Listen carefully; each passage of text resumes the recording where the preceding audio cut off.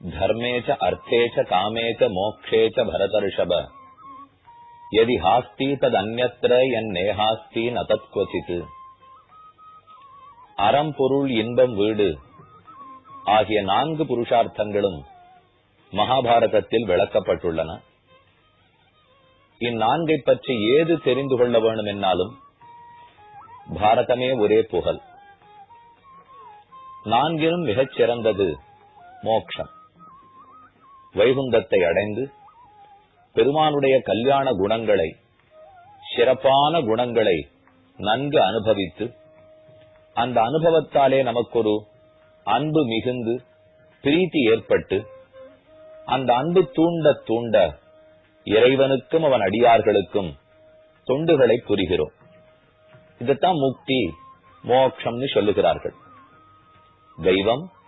தெய்வத்தை நாம் அடைய வேண்டும். அதன் அபரிமிதமான குணங்களை, சிறப்பான நன்மமிக்க குணங்களை அனுபவிக்க வேணும். இது ஒத்தொத்தருக்கும் இருக்கக்கூடிய ஆசை.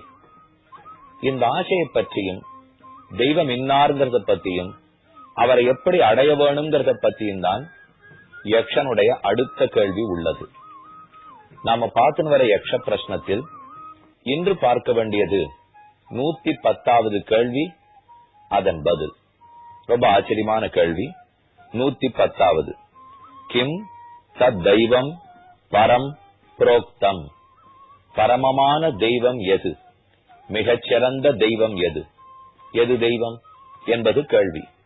தர்மபுத்திரர் பதில் கூறுகிறார், தெய்வம் தான பலம் புரோக்தம். தானத்தின் பலம்தான் தெய்வம் என்று சொல்லப்படுகிறது. எது தெய்வம்னு கேள்வி.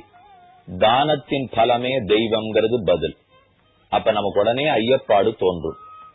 தெய்வம்னா நாராயணன் சொல்லிருக்கட்டும், விஷ்ணுன்னு சொல்லட்டும், பகவான், பிரம்மம், பரமாத்மா, ஏதோ ஒண்ணு பதில் கூறாமல் தானத்தினுடைய பலமே தெய்வம் என்று சொல்லுகிறாரே, இது கூடுமா என்றால் ஒரு முக்கியமான கருத்தை பத்தி நாம விசாரம் பண்ணி பதில் தெரிந்து கொள்ள வேண்டும். தானம் கொடுக்கிறோம், அதற்கு பலம் கிட்டுகிறது. அது இந்த லோகத்திலேயே பலம் கொடுக்க போறதா அல்லது வேறு லோகத்தில் பலம் கொடுக்க போகிறதா? தானம் கொடுக்கிற பல பேரிடத்துல போய் பேட்டி எடுத்து பார்ப்போம். நீங்க இந்த தானம் பண்றீங்களே, இதனால என்ன கிடைக்கும் என்று கேட்டால், தானத்தாலே ஆத்ம திருப்தி ஏற்படுறது. என்கிட்ட இருக்கிற செல்வத்தை இன்னொருத்தருக்கு பகிர்ந்து கொடுத்தேன் அப்படிங்கிற திருப்தி எனக்கு ஏற்படுறது. மனசு நிம்மதியா இருக்கு, ஐ ஃபீல் சாட்டிஸ்ஃபைட் அப்படின்னு சொல்லுவார்கள். என்னுடைய கடமையை நடத்தி விட்டா போலே ஒரு சந்தோஷம் எனக்கு ஏற்படுறது. அந்த சந்தோஷத்தை தொட்டு பார்க்க முடியுமா? நிம்மதியை தொட்டு பார்க்க முடியுமா? இயலாது. ஆனா அவரவர்களுக்குள்ள ஒரு திருப்தி ஏற்படுறது, ஒரு பிளஷர் ஏற்படுறது. இது சாதாரணமா தானத்தினுடைய பலம்னு சொல்லிவிடலாம். அப்ப ஆனந்தமாக இருத்தல், இது தானத்தின் பலம். நம்ம கிட்ட இருக்கு, ஏழை இன்னொருத்தர் இடத்துல இல்ல, சாப்பாட்டுக்கு கஷ்டப்படுறார், அப்ப அன்னதானம் பண்ணேன். துணி இல்லாத கஷ்டப்பட்டார், வஸ்திர தானம் பண்ணேன். அவர் குழந்தைக்கு ஸ்கூல் ஃபீஸ் கட்ட முடியாத கஷ்டப்பட்டார், அதுக்கு பணம் தானம் பண்ணினேன். அதனால எனக்கு என்ன பலம்? வேற எங்கெங்கயோ பலத்தெல்லாம் நான் தேடின் போல சுவாமி, ஆனந்தம் கிட்டுகிறது, மகிழ்ச்சியா இருக்கு. அந்த பிள்ளை சிரிச்சதை பார்த்தேன், பால் குடிச்ச பிள்ளை சிரிச்சதை பார்த்தேன், ஒண்ணுமில்லாத ஏழை ஒருத்தர் சிரிச்சதை பார்த்தேன். ஏழையினுடைய சிரிப்பில் இறைவனையே கண்டுவிடலாம். அப்ப தானத்தினுடைய பலம் யாது? அவருடைய சிரிப்பு. அதை கண்டு எனக்கு ஆனந்தம் ஏற்படுறது. அந்த ஆனந்தமேதான் பகவான். சாஸ்திரம் எம்பெருமானுக்கு அடையாளம் சொல்ல முற்படும் போது அவனை எப்படிப்பட்டவன், இப்படிப்பட்டவனா இப்படிப்பட்டவனான்னு கேட்டு போறது. அதுல கடைசியா முடிவுக்கு வருது, ஆனந்தம் பிரம்மே திவ்யஜானாத். பிரம்மம் என்பது ஆனந்தம்னு புரிந்துகொள். மகிழ்ச்சி, ஆனந்தம், ஆமோதம், பிரமோதம், ஆனந்தம் எல்லாம் ஒரே மாதிரி அர்த்தத்தை சொல்றதுதான் பேரின்பம், பெரிய இன்பம். அதை காட்டிலும் பேரின்பம் இல்லை. ஒருத்தர் யார் தானம் கொடுக்கிறாரோ அவரிடத்துல அந்த சமயத்துல போய் கேட்டு பாருங்க, ஒரு பெரிய நிலம் 10 ஏக்கர், அதை இந்த நாட்டினுடைய முன்னேற்றத்துக்காகவோ, சிறந்த வேத பாடசாலைக்காகவோ, நலிந்தோருக்கு நல்வாழ்வு கொடுக்கறதுக்காகவோ ஒருத்தர் தானம் கொடுத்துருக்கிறச்சே அவர் முகத்தை போட்டோ பிடிச்சு பாருங்க. அந்த சமயத்துல மேடை ஏறி அவர் 2 வார்த்தை மைக்கில பேச சொல்ல பாருங்க. ஆனந்தத்துல தொண்டை அடைச்சிட்டு பேச முடியாத தவிக்கிறார் இல்லையோ, பேரானந்தம். அப்ப தானத்தினுடைய பலம் அவர் அடையும் அந்த மகிழ்ச்சி. அந்த சமயத்துல நான் தழுத்து போடும், பேச வராது. நல்ல வேளை நம்ம தந்தையார் நமக்கு எதுக்கு இதெல்லாம் கொடுத்துட்டு போனாரோ அதை இந்த மட்டும் நல்ல காரியத்துக்காக பயன்படுத்தணுமே என்ன பல பேருடைய சந்தோஷத்தை கண்டு ஒருத்தன் சந்தோஷப்படுகிறான். அது தானத்தினுடைய பலம். அந்த ஆனந்தமேதான் பிரம்மம். ஆனந்தம் பிரம்மேதி விஜானாத். அப்ப ஆனந்தமே பிரம்மம். நமக்கு ஆனந்தம் அடையிறது தானத்தினுடைய பலமாகத்தான். அப்ப தானத்தினுடைய பலம் தெய்வம் ஏன் சொல்லிட்டு, தானத்தினுடைய பலம் தான் மகிழ்ச்சி, ஆனந்தம். அந்த ஆனந்தமே தானே தெய்வம், ஆனந்த வடிவமே தானே தெய்வம். ஆகையால் முதல் நிலையில இப்படி சொன்னார்னு ஞாபகம் வச்சுக்கோ. இனி அடுத்த நிலைக்கு போவோம். இன்னொருத்தர் இடத்துல போனோம். அவர் சாஸ்திரத்தை ரொம்ப நம்புறவர், வேதத்தின்படி இருப்பவர், பாபங்களை கண்டு பயப்படுறவர், புண்ணியத்தை சம்பாதிக்கணுங்கிற ஆசை இருக்கிறவர். அவரிடத்துல போய், சுவாமி நீ நிறைய தானம் பண்றீரே, எதற்காக பண்ணுகிறீர்னு கேட்டால் புண்ணியம் கிடைக்கும், அதற்காக தானம் பண்றேன் என்ன அவர் பதில் கூறுவார். சத்த குணத்தோட சரியான வழியில் ஈட்டப்பட்ட பொருள்களை, அந்த சொத்தை நம்ம மட்டும் வைத்துக் கொள்ளாமல் பிறருக்கும் பகிர்ந்து கொடுத்தால், சாஸ்திரம் சொல்லிருக்குன்னு அந்த முறை மாறாமல் தானம் கொடுத்தால் அதனால் நமக்கு புண்ணியம் கிட்டும். இந்த கண்ணன் கீதையில தெரிவிக்கிறார், யார் ஒருத்தன் சாஸ்திரம் சொல்லிக்குங்கிறதுக்காக தாசவ்யமிதி யத்தானம் தீயத்தே அனுபகாரணே, நமக்கு ஒரு நல்லதை பண்ணவருக்கு திரும்ப தானம் கொடுக்கறது இல்லை. இப்ப கொடுத்தா இதனால நாளைக்கு ஒரு நல்லது நடக்கும் என்னை எதிர்பார்த்து தானம் கொடுக்கறது இல்லை. சாஸ்திரம் சொல்லிட்டு அவர் கஷ்டப்படுறார், தானம் கொடுக்கிறேன், தானே புண்ணியம் கிடைக்கும் அப்படிங்கிற நன்மையோட எண்ணத்தோட தானம் கொடுக்கறானோ இல்லையோ, அப்ப அந்த தானத்துக்கு பலம் என்ன? புண்ணியம். இரண்டாவது நிலை. அப்ப தானத்துக்கு பலம்ங்கிறது நமக்கு ஏற்படுற திருப்தி, மகிழ்ச்சி. இது முதல் நிலை. அந்த மகிழ்ச்சியே தான் பிரம்மம், அவரே தான் பகவான் பார்த்துட்டோம். அடுத்த நிலையில் புண்ணியம் தான் தானத்துக்கு பலம். எனக்கு தானம் பண்ணே அதுக்காக புண்ணியம் கிடைச்சது, அந்த புண்ணியமே தான் பகவான். புண்ணியம்னு சொன்னால் அது திருஷ்டமா அதிருஷ்டமா? ஏற்கனவே சொல்லப்பட்ட மகிழ்ச்சி திருஷ்டம், நான் சந்தோஷப்படுறது நன்னா எனக்கே தெரியுது. இப்ப இந்த புத்தகத்தை என்னால பார்க்க முடியும், அப்பது திருஷ்டம். இந்த கடிகாரம் கண்டப்படுறது திருஷ்டம். ஆனால் ஆத்மா கண்டப்படுறதோ அதிருஷ்டம். பாவம் புண்ணியம்ங்கிறது கண்டப்படுமோ அதிருஷ்டம். நான் அதிருஷ்டம்னு சொல்றதெல்லாம் ₹1 ஒரு சீட்டு வாங்கிட்டு 10 லட்சம் ரூபாய் விழுமே, அந்த அதிருஷ்ட சீட்டை பத்தி நான் சொல்லிட்டு. நம்ம கண்ணால பார்க்க முடிந்ததெல்லாம் திருஷ்டம், ஏதேத பார்க்க முடியாத அது அத்தனையும் அதிருஷ்டம். பாபத்தையும் புண்ணியத்தையும் பார்க்க முடியாது. ஆனா பாபம் புண்ணியம் சம்பாதிச்சுட்டால் அதனுடைய எஃபெக்ட் நம்ம கிட்ட என்ன ஏற்படுமோ அதை நன்னா அனுபவிக்கலாம். பாபம் பண்ணோம்னா துன்பப்படுவோம் இல்லையோ, பாபம் பண்ண புண்ணியம் பண்ண சரீரம் கிடைக்கிறது, திறந்துடுறோம், பிறந்த இடத்துல இன்ப துன்பங்களுக்கு ஆறாகிறோம். அப்ப இன்ப துன்பங்களைத்தான் நம்ம நன்னா தெரிஞ்சுக்க முடியும். ஆனா அதற்கு பின்புலத்துல பாப புண்ணியங்கள் இருக்குங்கிறதை கண்ணால் பார்த்து தெரிந்து கொள்ள முடியாது. அப்ப அது அதிருஷ்டம். இந்த லோகத்திலேயே என்ன கஷ்டம்னா, திருஷ்டமா இருக்கிற எல்லாத்தையும் ஏற்றுப்போம், ஆனா அதிருஷ்டமா இருக்கிறத சுலபத்துல நம்பவே மாட்டோம். எங்கோ ஒண்ணு ஏதோ பண்ண போறது, தெய்வம் கண்ட்ரோல் பண்றார், ஆத்மான்னு ஒண்ணு உண்டு, தேகத்தை காட்டிலும் வேறுபட்டவர், அவர் நல்லது செய்தா புண்ணியம் கிடைக்கிறது, தீயது செய்தா பாப்பம் கிடைக்கிறது, அந்த பாப புண்ணியமும் அதிருஷ்டம். இதுல சுலபத்தில் நம்பிக்கை வருவதில்லை. இப்ப பெருமாள் கோவில் வாசல் வழியா போயிட்டு இருக்கோம், உள்ள போய் சேவிச்சுட்டு போலான்னு நமக்கு பக்கத்துல இருக்கிற நண்பர் சொல்றார். இல்ல நான் போகல, நாளை பாத்துப்போம் அப்படின்னு சொல்றோம். அதனுடைய எஃபெக்ட் என்னன்னு கவலை நம்ம ரொம்ப படுறது இல்லை. அதோ சாப்பிட போற சமயத்துக்கு இல்லப்பா அதுல ஏதோ பள்ளி விழுந்திருக்கு போல் இருக்கு அப்படின்னா உடனே உதற விடுறோம். பரவாயில்ல இன்னைக்கு சாப்பிட்டுக்கிறேன், பள்ளி விழுந்ததா இருந்தா நாளைக்கு வேணா சாப்பிடாது இருக்கேன்னு சொல்றது இல்லை. கோவிலுக்கு போறதுன்னா நாளைக்கு போய்க்கலாங்கிறோம். ஆனா பள்ளி விழுந்த சாப்பாடுன்னா இன்னைக்கே கைய உதறண்டு எழுதிடுறோம். என்ன வித்தியாசம்னால், பள்ளி விழுந்த சோற்றை உண்டால் திருஷ்டமான ஆபத்து வரப்போகுது, உடம்பு உடனே கெட்டு போடும், அது கண்ணால் பார்க்கக்கூடியது.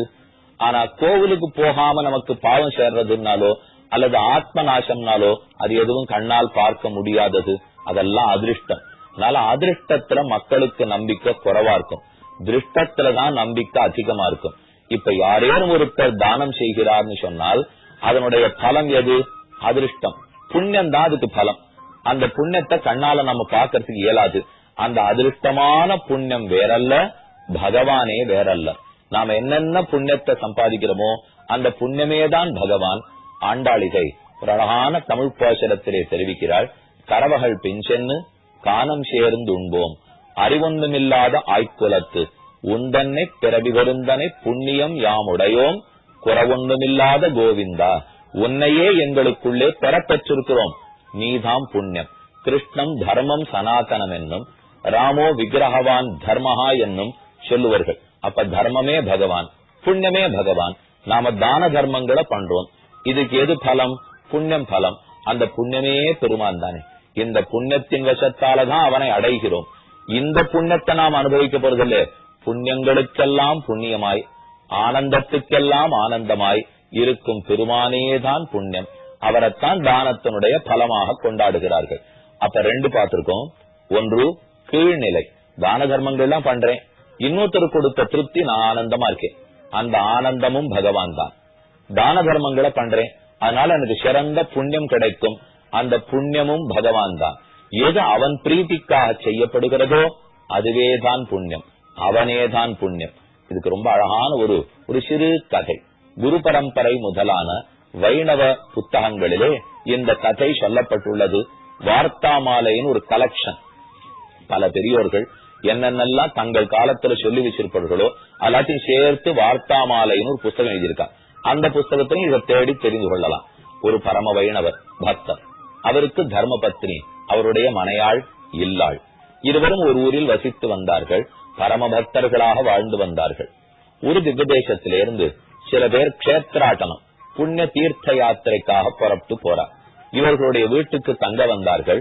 கணவன் வீட்டில் இல்லை, வெளியே சென்றிருக்கிறாள். மனைவி மட்டும்தான் இருக்கிறாள். வந்தவர்களுக்கு விருந்தோம்ப வேண்டும், அவர்களுக்கு சோறிட வேண்டும்.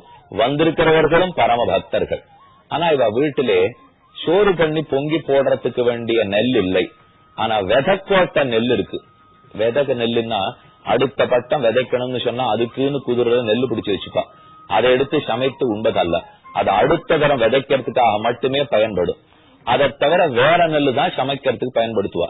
அந்த நெல்லு இந்த பெண்ணிடத்துல இல்லை. விதைக்கோட்ட நெல்லு மட்டும்தான் இருந்தது. வந்தவர்கள் வந்துட்டா என்ன பண்றதுன்னு அவளுக்கு புரியல. ஒரு நிமிஷம் யோசித்து முடிவெடுத்தாள். விதைக்கிறதுக்கு வச்சிருந்த நெல்லையை எடுத்து சமைத்து அவர்களுக்கு சோறளித்தாள். வந்தவா ரொம்ப திருப்தி ஆயிட்டா. ஆசீர்வாதம் பண்ணிட்டு மேலே தீர்த்த யாத்திரையை தொடர்ந்தார்கள். வெளியில போயிருந்த கணவன் திரும்ப வந்தார். விதைக்கிறதுக்கு ஆளை கூட்டின்னு வந்துட்டார். குதிரை திறந்து பார்த்தா விதைக்கோட்ட நெல்லெல்லாம் காணும். மனைவியை பார்த்து, பெண்ணே நெல் எங்கே, விதைக்க வேண்டாமா அப்படின்னு கேட்டார். மனைவி பதில் சொன்னார், நான் விதைச்சாச்சு, ஏற்கனவே விதைத்து விட்டேன், கவலைப்பட வேண்டாம் என்று மனைவி சொன்னாள். அவர் கேட்டார், எங்க விதைச்சிருக்கே, எப்ப விதைத்தாய்? இப்பதானே நான் ஆளையே கொண்டு வந்திருக்கேன், எப்ப நெல்லு கிடைக்கும், எப்ப கதிர் விடும்னா? மனைவி அழகா பதில் சொன்னா, நான் இந்த இடத்துல விதைச்சுட்டேன், ஆனா இதுக்கு நெல்லு கதிர்கள் இங்கு கிட்டாது, நெல் இங்கு கிட்டாது, அங்கு கிட்டும். அவ்வுலகத்திலேதான் நமக்கு நெல் கிடைக்கும் நாள். அப்ப வந்திருந்த பக்தர்களுக்கு உணவளித்ததுங்கிறது விதைய இங்க விதைச்சா போலே, அந்த தானம் பண்ணது உணவளிச்சதுதான் விதை இங்க விதைச்சா போலே. இந்த விதைக்கு பலம் எங்க கிடைக்கும்? மோட்சமே கிட்டும் இல்லையோ, அதான் அதிர்ஷ்டமான பலம்.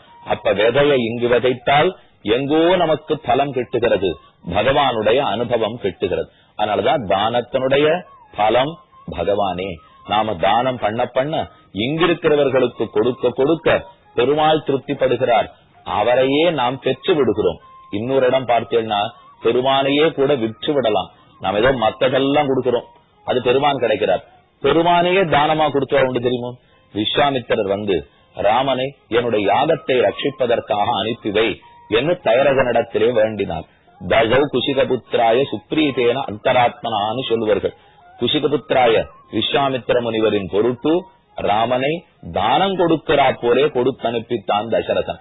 அப்ப ராமனேதான் தான பலன், ராமனேதான் தானம். நாமும் ராமனையே நினைத்து கொண்டு எந்த தானத்தை பண்ணினாலும் அவனே அதுக்கு பலமாக கட்டுகிறான். ஆக தானத்தினுடைய பலம் இவ்வுலக இன்பம் மட்டுமல்ல, புண்ணியம் மட்டுமல்ல, பகவானே தானத்தினுடைய பலம். அதனாலதான் கண்ணன் கொண்டாடுறார், உதாரா சர்வையேவைத்தே ஞானி துவாத்மைவ நேமதம். யாரெல்லாம் என்னை பத்தி நிறைய பேரிடத்துல போய் சொல்றாளோ அர்ஜுனா, அவர்கள் என்னையே தானம் பண்றார்கள் அர்த்தம். அப்ப அவர்களுக்குத்தான் சிறந்த ஆனந்தமே கிட்டும். அழகான கேள்வி பதில். இந்த தெய்வம் பரம் புரோக்தம், எது மிகச்சிறந்த தெய்வம்? தெய்வம் தான பலம் புரோக்தம். தெய்வம் என்பது தானத்துக்கு பலன்தான் தெய்வம். தானமே தெய்வம், தானத்துக்கு பலமான புண்ணியமே தெய்வம், தானத்தால ஏற்படுற மகிழ்ச்சியே தெய்வம் அப்படிங்கிறது இது. அதனால அவசியம் நம்மால் ஆந்தனையும் எப்படி தானம் செய்ய வேண்டுமோ செய்ய வேணும்னு கேட்டுக்கொள்ளுகிறேன்.